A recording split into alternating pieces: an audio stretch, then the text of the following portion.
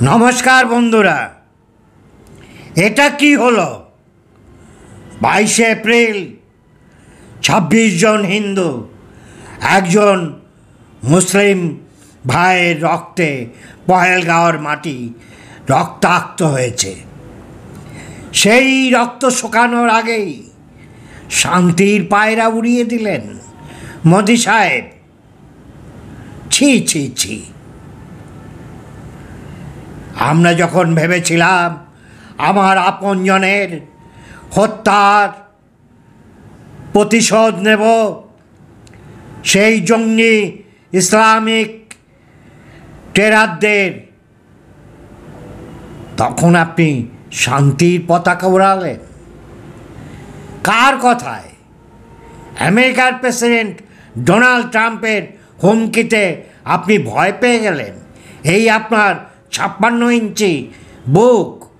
যখন আমেরিকা পাকিস্তানের মাটিতে টেররিস্ট লাদেনকে হত্যা করে, তখন কোনো দোষ হয় না। আমরা তো শান্তিপ্রিয় পাকিস্তানের নাগরিকদের অত্যাচার করিনি, তাদের উপর আক্রমণ আনিনি। আমরা বেছে বেছে জঙ্গি ঘাঁটিগুলো আক্রমণ করছিলাম, জঙ্গিদের নিকেশ করছিলাম। তাতে আমেরিকার গাত্রদাহ হলো কেন?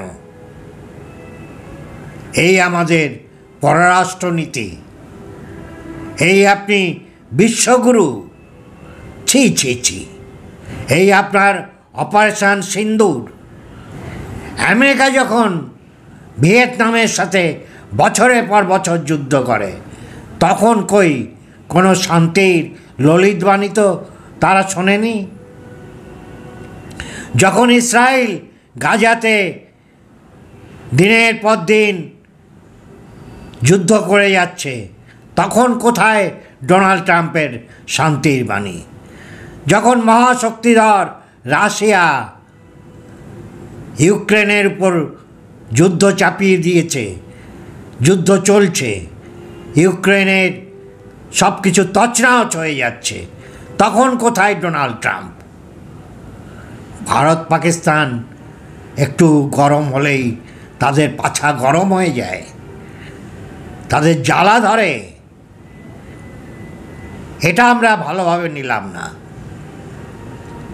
আমরা চেয়েছিলাম পাকিস্তানের মাটিতে যত জঙ্গি ঘাঁটি আছে সেগুলো নিকেশ করে দিতে, যত জঙ্গি আছে তাদের হত্যা করতে। আমরা কোনো মুসলিম বন্ধু ভাইকে হত্যা করতে চাইনি। মুসলিমরা আমাদের মতোই শান্তিপ্রিয়। যখন সমস্ত ভারতবাসী এক কাট্টা হয়েছে, দেশপ্রেমে উজ্জীবিত হয়েছে, সমস্ত রাজনৈতিক দল ভেদাভেদ ভুলে সৈন্যবাহিনীর পাশে এসে দাঁড়িয়েছে, তাদের সমর্থন জানিয়েছে কেন্দ্রীয় সরকারের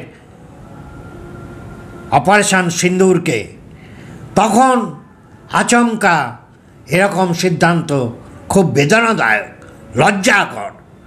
এমনকি হায়দ্রাবাদের আসাউদ্দিন ওয়েসিস, কাশ্মীরের ওমর আবদুল্লাহ, ফারুক আবদুল্লাহ, তারাও পাকিস্তানকে উপযুক্ত শিক্ষা দিতে বলেছে, জঙ্গিদের বিরুদ্ধে জিরো টলারেন্সের কথা বলেছে।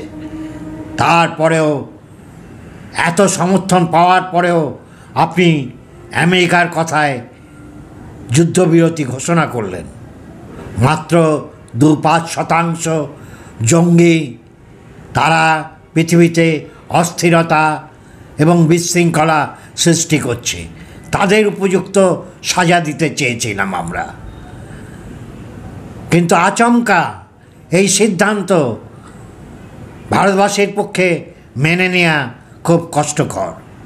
এরপরে আবার দেখব কাশ্মীরে জঙ্গি হানা হচ্ছে, আবার রক্ত ঝরবে, নিরীহ মানুষের রক্তে সবুজ ঘাস লাল হয়ে উঠবে। এ তো আমাদের কাম্য নয়। চিরতরে মুসলিম জঙ্গিদের নিকেশ করা আমাদের উদ্দেশ্য ছিল। আমরা তো পাকিস্তানের শান্তিপ্রিয় মানুষকে আক্রমণ করিনি। আমেরিকা বললেই আমাদের শুনতে হবে, আমরা স্বাধীন সার্বভৌম রাষ্ট্র। যখন ইউক্রেনের প্রেসিডেন্ট জেলেনস্কিকে ট্রাম্প গালাগালি করেছিল, তাকে ভয় দেখিয়েছিল, জেলেনস্কি কিন্তু যুদ্ধ বা শান্তি চুক্তির কথা বলেনি। একতরফা শান্তি চুক্তির কথা তারা বলেনি। আপনি পুতিনকে তো রাজি করাতে পারেননি এখনো, আপনি ইসরায়েলকে শান্ত করতে পারেননি। আর নিজেরা যখন আফগানিস্তানে বছর পর বছর লড়াই করেছেন, তখন কোন শান্তির বাণী আপনারা শুনেছেন? ভিয়েতনামে কোন শান্তির বাণী আপনারা শুনেছেন? আপনার পয়সার জোর আছে, শক্তিবান, তাই আপনি যা বলবেন তাই শুনতে হবে। ভারতবর্ষের কাছে আজকে একটা লজ্জার দিন, ঘৃণার দিন। আমরা বুঝে গেছি মোদি সাহেবের দৌড়। যারা আমার ভিডিও দেখেন, যদি ভালো লাগে লাইক করবেন, শেয়ার করবেন, কমেন্ট করবেন। যারা এখনও আমার চ্যানেলটা সাবস্ক্রাইব করেননি, তারা চ্যানেলটা সাবস্ক্রাইব করবেন এবং নোটিফিকেশান বেলটা বাজিয়ে দেবেন, যাতে আমার এরকম ভিডিও আপনাদের কাছে সময় মতো পৌঁছে যায়।